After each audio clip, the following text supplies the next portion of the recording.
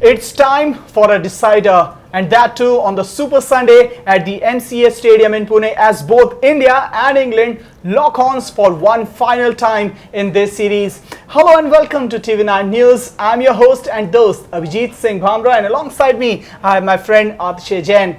It was an emphatic victory by England as they thrashed India by 6 wickets in the second ODI. This means that the series is now levelled at 1-1 and it is everything to play for the third and the final ODI of the series. Atishay, my friend, it was a forgettable outing especially for Indian bowlers. Batsmen did their job, but at the end the series is now into the grand finale, isn't it? Well, absolutely right, Abhijit. In the previous ODI, the men in blue were completely blown away by the England batting lineup as Johnny Bairstow, Ben Stokes, they just piled up misery upon Indian bowlers.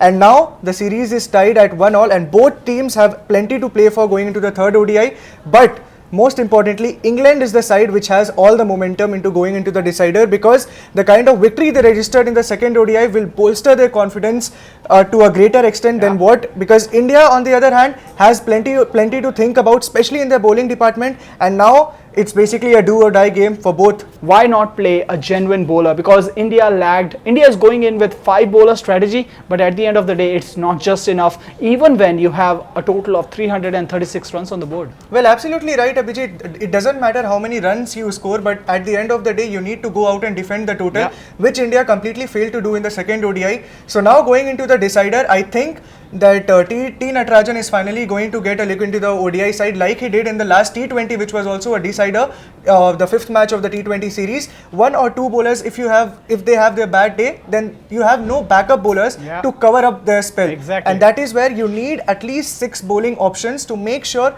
even if you have piled up 350 or 400 runs on the board, against this England lineup, no total is going to be safe. Absolutely. Let's also now talk about the England batting. The crux of their batting lies in their top 3, but what an innings from Johnny Bairstow, 124 runs. But that opening stand, Atishay, we saw it in the first ODI as well. Both Jason Roy and Johnny Bairstow just thrashed Indian bowlers, and then a new thing which was seen at number 3, you had Ben Stokes, and what an innings, 10 sixes, and he never allowed Kuldeep Yadav to settle.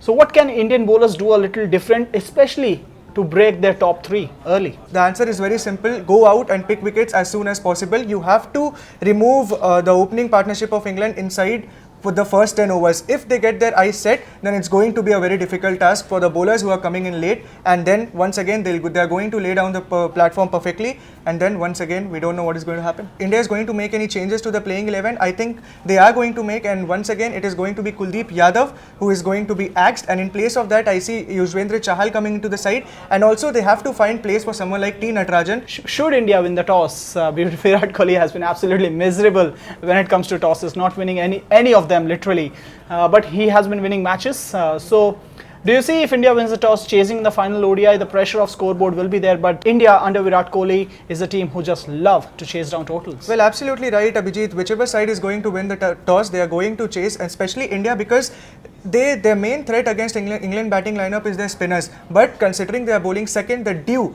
is making all the more difficult for the Indian spinners to grip the ball. And even in the second ODI, we saw how Krunal Pandya and Kuldeep Yadav struggled against Ben Stokes and Johnny Bairstow. So it is very simple. It is a decider, and both teams would like to chase down the target. And we have seen in the past couple of ODIs, the pitch also gets fastened up once the lights. Batting becomes easy in the second half. Easier, so whichever team is going to win the toss, I think they are going to chase down the target. Do you see any changes in the Indian batting order? Maybe pushing someone like Rishabh Pant up the order, even at 4. He played a very good knock, 70 odd runs in the second ODI, but overall KL Rahul batting at number 4. Are you happy with that? There was a little bit of criticism that he just took too many balls, especially when he was nearing his 100, and that could have cost India additional 20-25 runs. Do you see any changes in the batting order, or you are happy with what you saw in the second ODI?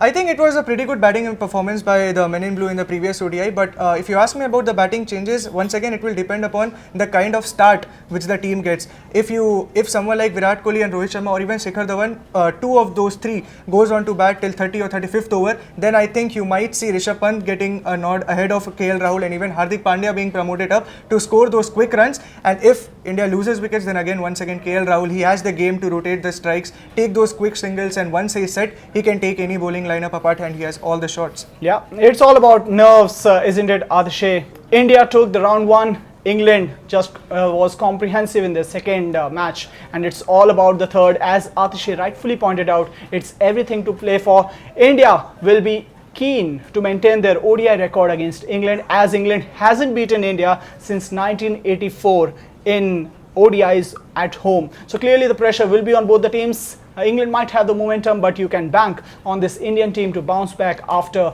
a major loss which they suffered in the second ODI. So how did you like this piece of information which we just served you? In case you did, just hit the like button and do not forget to subscribe to TV9 News across all social media platforms.